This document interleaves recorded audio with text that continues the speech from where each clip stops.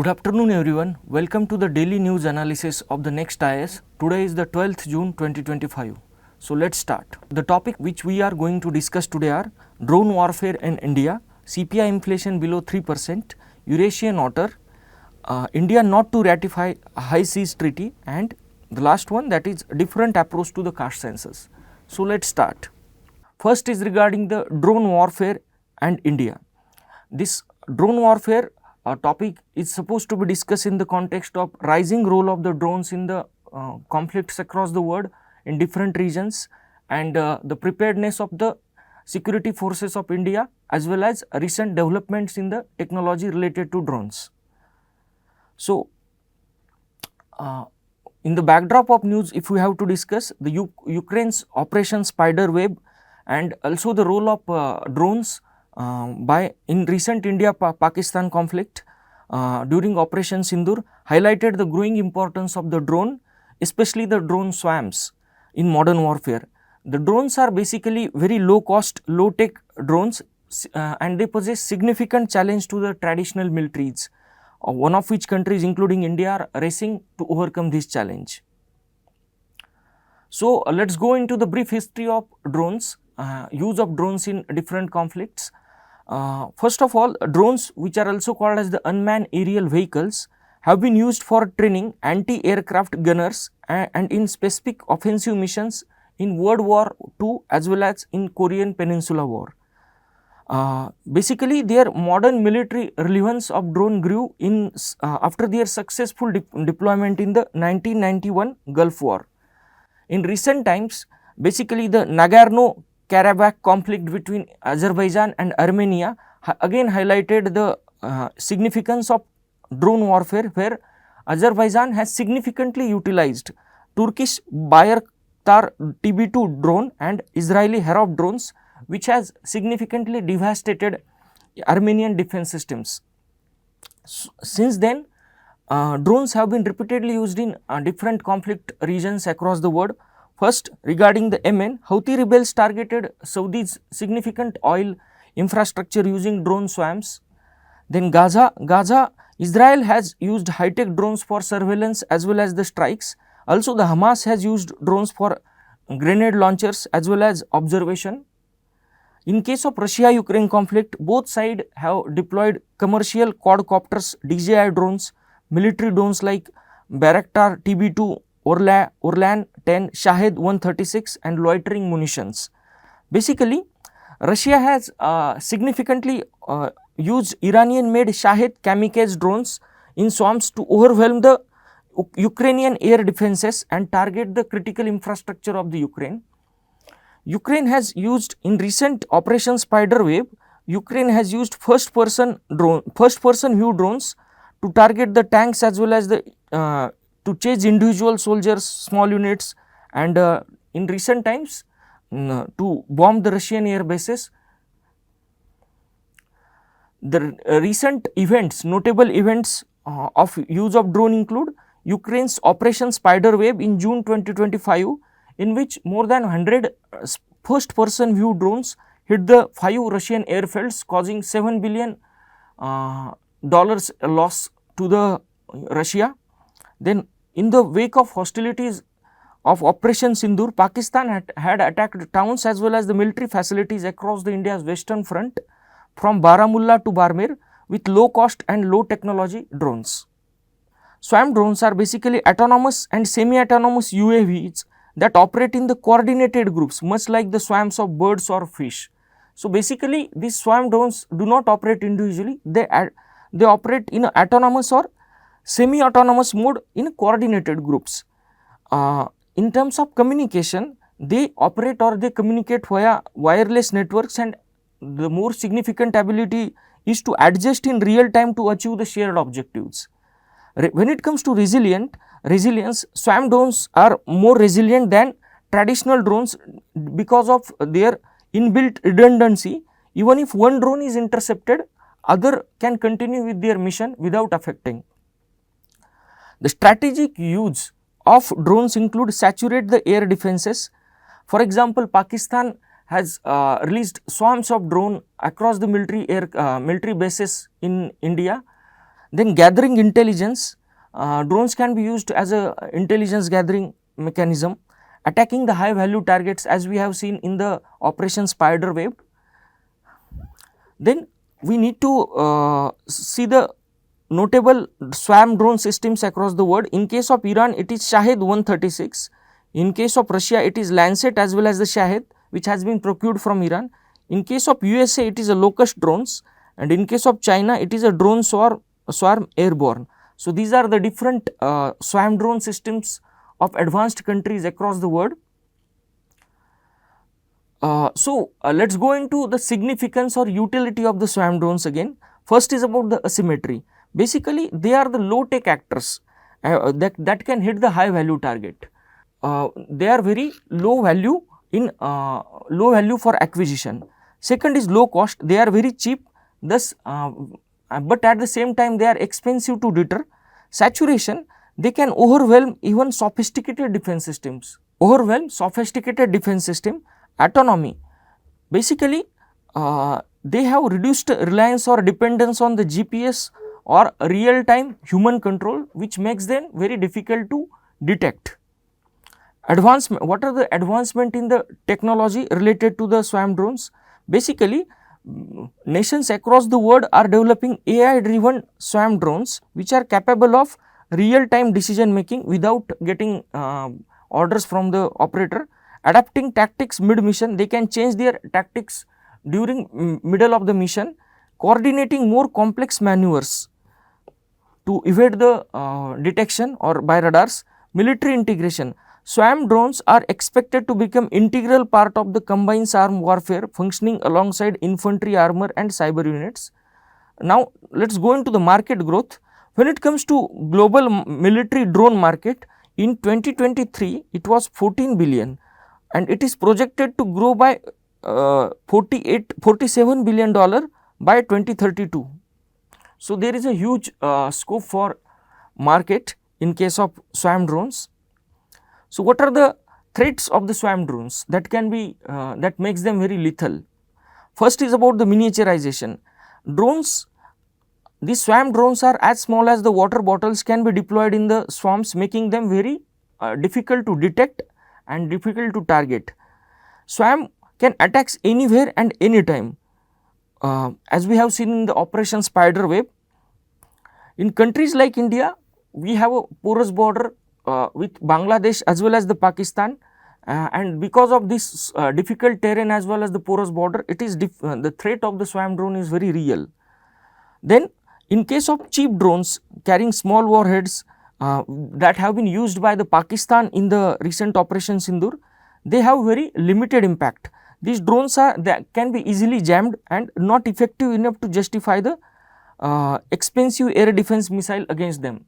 So utilizing expensive air defense missile systems against these cheap drones is not proportionate response. So changing warfare economics, basically a $1,000 drone can damage more than 200 million aircraft, as we have seen in the operation spider web. So this swarm drones very much changes the warfare economics that has been prevalent traditionally. So what are the technologies or technological development with respect to countering these drone threats or swarm drone threats? The first is about detection.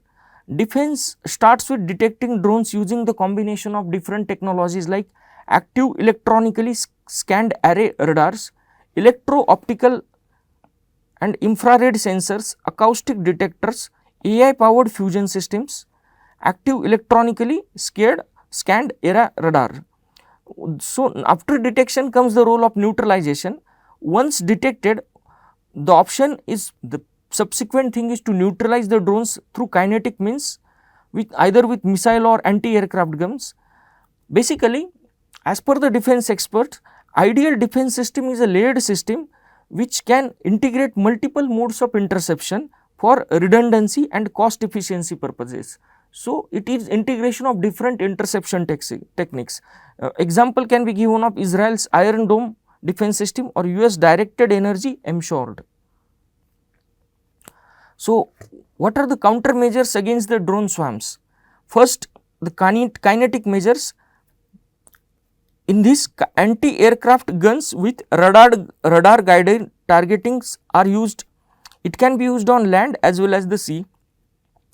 It consists of automated gun systems, for example, CRAM or Phalanx, which track targets and fire autonomously, and they are basically preferred in traditional kinetic air defenses, especially surface to air missiles that are very costly and less effective against the swarms. So, this is about the kinetic means. Then electronic warfare, basically electronic warfare involves use of jammers or GPS spoofers. Spoofing, basically the spoofing of drones involves misleading the drones about their location and issuing the false commands to them, so that they can change their direction from the target. Next is about the cyber attacks, taking control of the drones and crashing them by exploiting software vulnerabilities that have been inbuilt within the drones. Now, basically this electronic warfare involves jamming the GPS signals or communication links to disrupt the drone communication and their navigation systems. This has been widely used by Ukraine in their conflict with Russia. Then directed energy, use of directed energy, basically this involves use of lasers and microwave pulses that disable drones by damaging their sensors and frying electronics equipments. Example can be given of Israel's Iron Beam technology, Americans Thor in testing and deployment. So, these are certain means. A next technology of counter drone system involves drone on drone.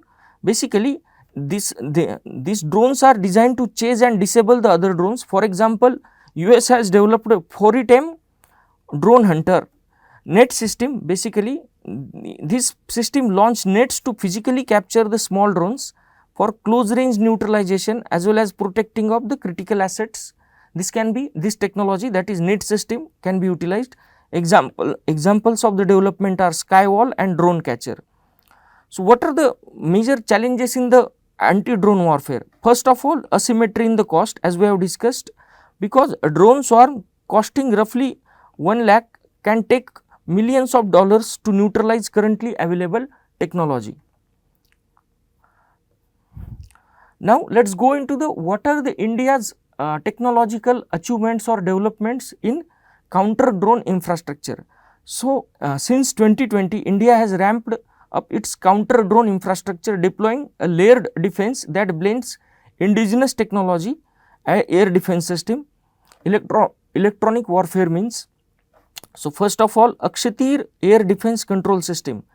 This particular Akshatir air defense system has been developed by Bharat Electronic Limited, and it integrates with India's Air Force integrated command network for real time tracking.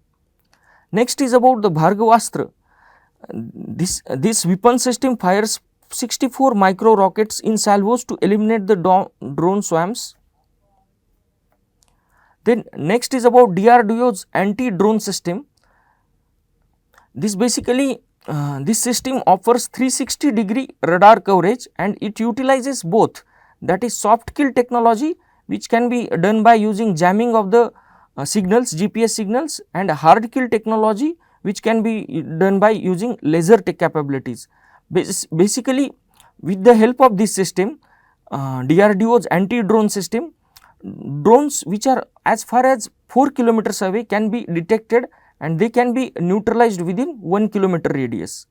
So, this is about the DRDO's anti-drone system. Next is about Indrajal. Basically, this is a AI powered grid which has been developed by the Hyderabad based startups, and it utilizes combination of technologies like jammers, spoofers, intelligence to protect the areas up to 4,000 square kilometer. This particular Indrajal technology has already been deployed at naval sites, naval bases in Gujarat and Karnataka. In case of recent Operation Sindoor, Indian Air Force activated integrated counter UAS grid alongside conventional radars, guns and missiles, neutralizing attempted strike across the different military bases and urban targets by Pakistan. So, what is the way forward? Basically, in case of this anti-drone technology or counter-drone technology, there has been a vehement global arms race So, basically countries across the world are racing to advance both drone as well as the counter drone technologies. Iran produces more than 20 Shahed drones daily, and India has built growing ecosystem of more than 550 startups which both focuses on indigenous development and acquired technologies. Then what is the shift in the warfare? Basically, as per the defense experts, the future of warfare in recent future is like unmanned, AI driven and asymmetric because of the participation of the drone systems. Then India's adaptation. Basically, India's response to the May 2025 drone swarms released by Pakistan shows that it is quickly adapting to the evolving threat landscape. Next is the need of resilience. As per the defense experts, or as has been told by our CDS Anil Chauhan, we are at the cusp where the war may be between humans and machines, but tomorrow it will be between machines themselves. So, machines like drones are autonomous, intelligent, and they will make decision for themselves, and thus we may need a layered and resilient defense system to counter this evolving threat. So, this is the practice question, that is with reference to the India's counter drone infrastructure developed since 2020. Consider the following statements. Please solve this question. Now, let us go into the next topic of today, that is CPI inflation below the 3%. What is the backdrop? As per the RBI, recent headline retail inflation averaged around 3.7 in financial year 2025-26. The relevance is from Indian economy perspective, GS3 as well as the prelims. Let us go into the basic concepts of the news. What is inflation? Basically, inflation is the annual rate at which prices of the goods and services steadily increase in an economy over the period of time or over the period of 1 year. Basically, in case of core inflation basically it measures the changes in prices of the goods and services excluding food and energy, which are subject to the seasonal fluctuations or multiple fluctuations in the short period of time. Headline inflation basically it represents overall rate of inflation in the economy, and it is unadjusted figure captured through the consumer price index. Basically, headline inflation involves items like inflation of the items like food and energy, and it represents the overall rate of the inflation. It does not exclude anything. It is the unadjusted figure captured through the consumer price index. What is consumer price index? Basically, it measures the average change in the prices paid by ultimate consumers for a particular basket of goods and services over a period of time. So, these are the basic concepts, few basic concepts about the inflation as well as the CPI, consumer price index. So, what are the types of consumer price index? The first is about the CPI for industrial workers. It basically tracks the price changes for fixed basket of goods, and it has been released by Labour Bureau. CPI for agricultural labourers used to revise the minimum wages in the different states. It has been compiled by the Labour Bureau. CPI for rural labourers, it tracks the inflation impact on the rural workforce. It has been released by the Labour Bureau again. CPI for urban non-manual employees, it measures the inflation for urban salaried middle class. It has been released by National Statistical Office, formerly Central Statistical Office, which works under the Ministry of Statistics. So, these are the different types of CPI, consumer price indexes. So, what is the retail inflation trend in India as per the RBI report? Basically, as per this RBI report, headline CPI inflation in May 2025 expected to fall 2.7%, which is lowest in last 6 years. In case of April, CPI was 3.16%, and previous instance below 3% was in April 2019, which was 2.99. So, what are the reasons for this headline India's retail inflation? The reason lies behind in the lower food inflation basically. So, what are the causes of lower food inflation? A strong winter crop harvest expected this year. Second is about lower pulse prices due to the higher supply. Basically, India's dependence on the pulses import is very high. Almost 45% of India's agricultural import bill goes to the pulses import, and since the pulses prices are slowed down all over the world, that is the reason they are in higher supply. So, lower agricultural input cost within the domestic agriculture system. Then next is the potentially favorable monsoons that are expected this year. Now, let us go into the core inflation. As per this RBI report, May 2025 projection for the core inflation is about 4.2%, up from the 3.1% in the mid 2024. But this particular core inflation is expected to remain 4% for rest of the year in 2025-26. And what are the reasons for this steady core inflation, or I would rather say muted pressures on this core inflation? The first and foremost about the lower commodity prices over the globe, increased imports from China, weak domestic growth, and low inflation expectations and low wage growth. So, these are the reasons for steady core inflation in India. So, what are the inflation outlooks given by this RBI report? The first is by RBI forecast for financial year 26. This was downgraded by the 30 BPS to 3.7%. Then for quarter 1 of the financial year 2026, CPI was projected to 2.9%, and quarter 4 of financial year 26, it is about to rise gradually to 4.4%. So, these are the inflation forecast done by the RBI.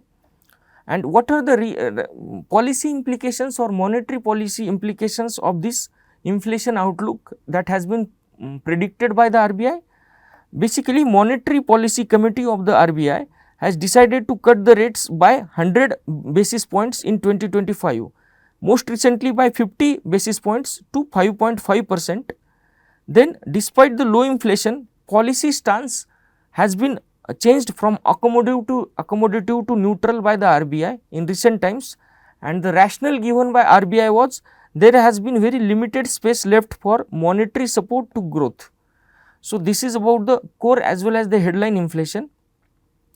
So, what are the impacts of lower CPI inflation, consumer price or lower inflation in case of India?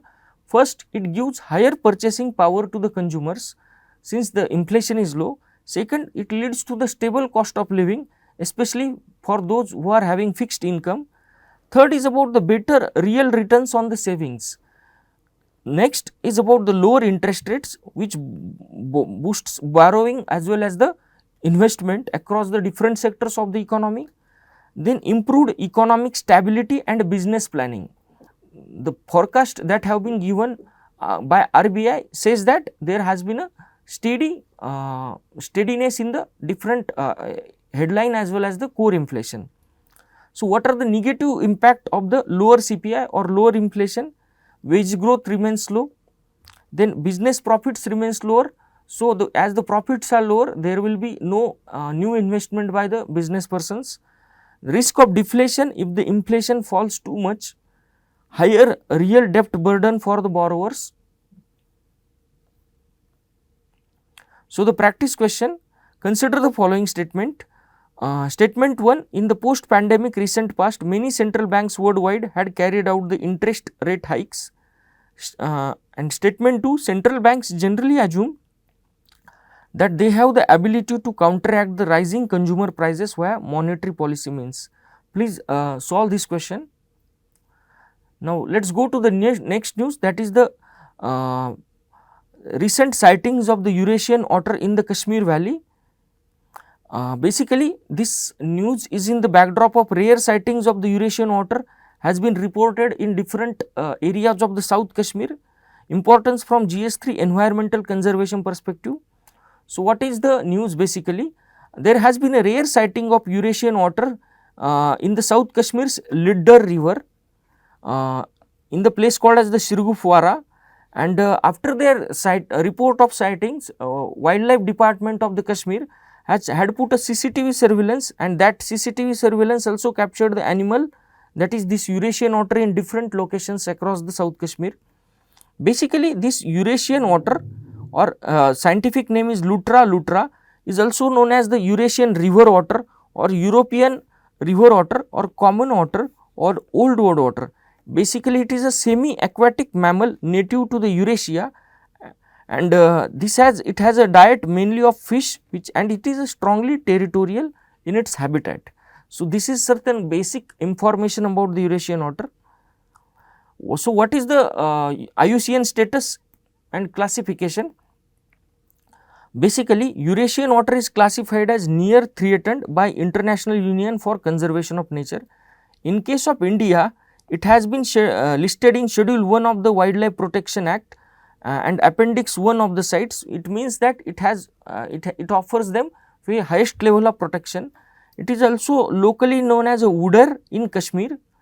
So, when it comes to the discussion of the historical presence in Kashmir, basically this Eurasian otter had been integral part of the Kashmir's aquatic ecosystem, and it was widely found. But and historically its presence was there in Dachigam National Park, streams feeding the Dal Lake, Rambiyara stream which flows through the South Kashmir, Lidda river which is there in Pahalgam. This particular Eurasian otter was earlier spotted around 25 to 30 ago, and it was almost considered extinct in the region. So, these recent sightings have been reported in the Kashmir, that is in Gurez Valley, Hirpura, Lidda river. And what were the reasons for decline or almost extinction of this Eurasian otter in the context of Kashmir? The first was about the water pollution from pesticides. Basically, this water pollution led to the decline in fish, which was the Eurasian otter's primary diet, and second, it was hunted for the fur, that also contributed to the population decline. What are the significance of these sightings of the Eurasian otter? The first is about the wildlife experts and officials consider sighting hopeful of reviving aquatic ecology in the valley that was earlier disturbed because of the pollution. Second, it also indicates possible increase in their population, and also this officials of the Wildlife Department of the Kashmir stressed the need for protection, and also it sparked enthusiasm among the environment conservationists. So, these are the significance of the sightings. Now, let us go into the biological as well as the behavioral traits of this Eurasian otter. Basically, its length is up to 4 feet and weight can be around 10 kg. When it comes to swimming ability, it can swim up to 10 km per hour, and when it comes to diving, it has ability to remain submerged in water for considerable period, and it can go as deep as 20 meters. Active periods include morning and evening, and when it comes to behavior, they are extremely territorial in nature. In case of global distribution, it is found across Europe, parts of Asia and northern Africa. So, this is the practice question. With reference to the Eurasian otter, consider the following statements. Next news is about India not to ratify the High Seas Treaty. So, what is the backdrop of this news?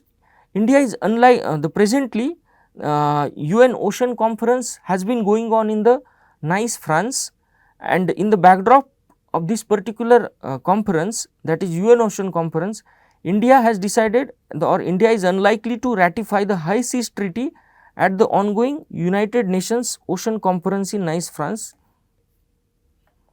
So, what is this High Seas Treaty or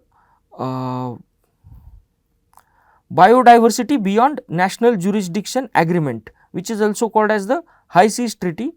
This BBNJ Treaty, Biodiversity Beyond National Jurisdiction Treaty, also called as the High Seas Treaty, it is a UN negotiated agreement for conservation as well as the sustainable use of the marine biodiversity in areas beyond national jurisdiction. It is being formulated under the United Nations Convention on the Laws of the Sea. So, first important thing about this is it is formulated under the UNCLOS. This particular treaty aims to ensure the comprehensive governance of the high seas activities by promoting the balance between resource conservation and sustainable use. So, what is the basic purpose of this treaty?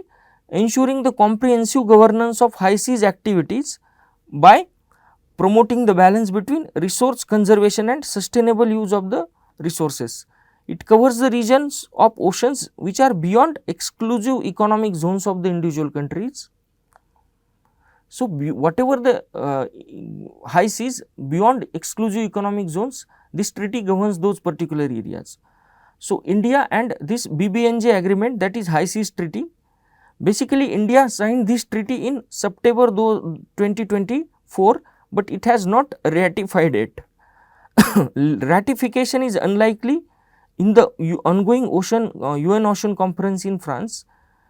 Basically, as of now, as that is June 10, only 49 countries have ratified the treaty, but at least 60 ratifications are needed for it to enter into legal force. So, India is currently in the process of ratifying treaty. This particular statement was given by our Minister of State for Science. Then ratification process requires amendments to the national laws, and particularly our Biodiversity and Biological Diversity Act. The necessary legislation is likely to be taken up after monsoon session. So, what are the key issues with this high seas treaty or BBNJ treaty?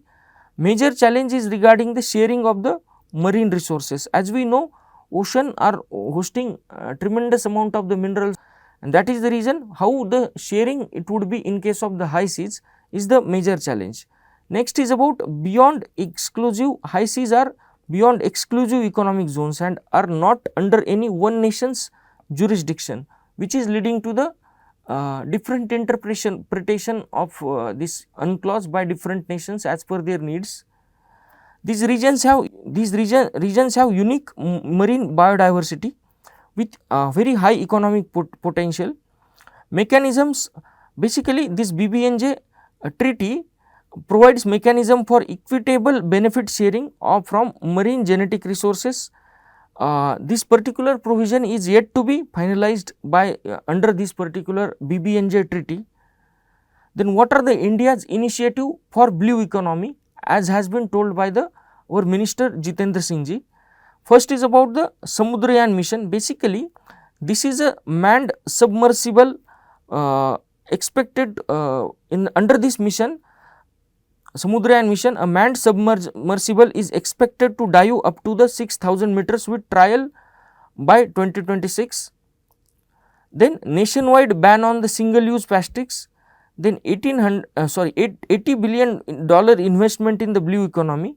India under this high seas treaty or in this conference has called for legally binding global plastics treaty, and also India launched SAHAV, a digital ocean data portal for marine research and conservation. So, let us go into the practice question with reference to the biodiversity beyond national jurisdiction agreement, which is also known as the high seas treaty. Consider the following statement. Please solve this question. Now, let us move to the next topic, that is a different approach to the caste census. What is the backdrop of this particular news? Government has recently decided to conduct a caste enumeration in the upcoming census. So, in the backdrop of this particular news, we are going to discuss the topic which is relevant from GS1 population and associated issues perspective, GS2 government policies and interventions for development in various sectors. So, about the news, basically Cabinet Committee of Political Affairs, which is led by our Prime Minister, has approved the inclusion of caste enumeration in upcoming census, which is due since last few years. What is the constitutional provisions related to this census? Basically, as per the article 246 of the constitution, census is a union subject listed in the 7th schedule. So, what is the caste survey? What is the caste survey? Basically, caste survey or caste census is a population based survey that collects data on caste composition of region or country, including the socio-economic status, educational attainment and related factors. The last official nationwide caste census was conducted in British times in 1931. After independence, Indian government stopped collecting caste data in decennial census. So, since independence there has no any attempt to do caste survey again. So, what is the need for caste census? In context of India, what is the necessity of the caste census? First is regarding the data inadequacy or data gap on the OBCs as well as the other caste. Basically, in case of scheduled caste and scheduled tribe, there is a reliable updated national data existed, but in case of OBCs there is a no updated national data. Whatever our knowledge about OBC, it is there from the 1931 caste census.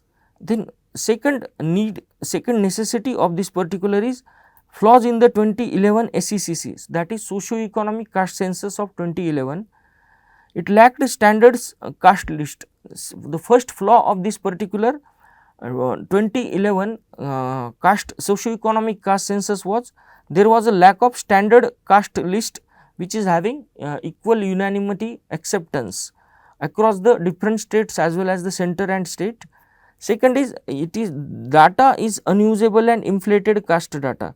Basically, whatever the data is there that has been collected under the SECC 2011, basically this data is unusable and inflated.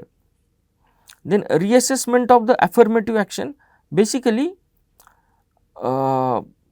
this caste census or caste survey will give us idea about reassessment of the affirmative actions and its proportion to the different caste within the group, leading to the reservation quotas and welfare schemes based on current population shares.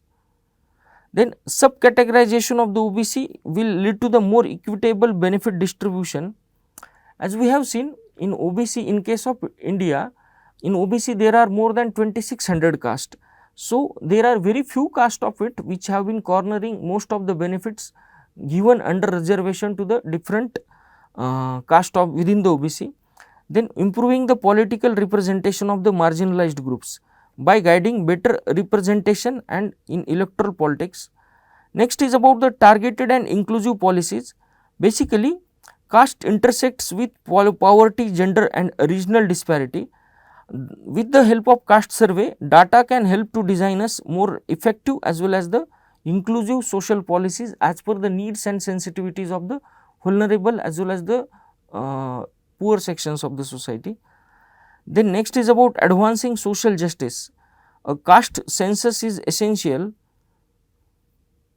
A caste census is essential for addressing the entrenched inequalities within caste as well as between caste and thus to promote more just and equitable society. So, this is the necessity of the caste census in case of India. So, let us go into certain caste survey experiments that have been done completed in India in recent times.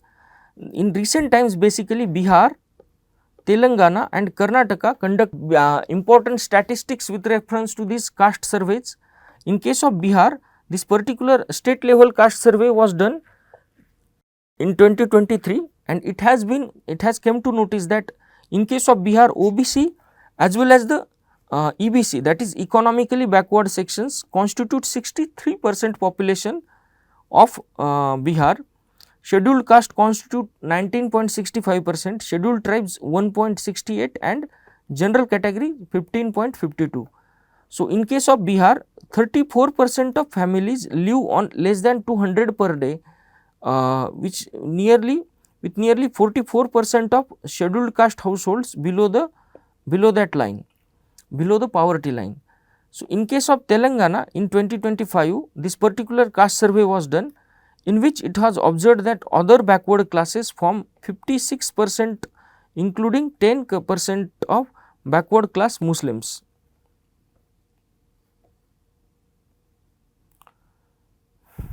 So, what are the other findings or insights of the this particular caste surveys? The first is regarding the underrepresentation of the marginalized community in different government posts or different sectors of economy. Basically, caste surveys in Bihar and Telangana reveal that India's marginalized communities form the majority, but are significantly underrepresented in education, employment and governance. For example, it was the data given by the Union Minister for State of Education that only 4% of professors and 6% of associate professors in central universities are OBC, while 85% of them are in general category. Caste survey done at the state level, then absence of reliable data.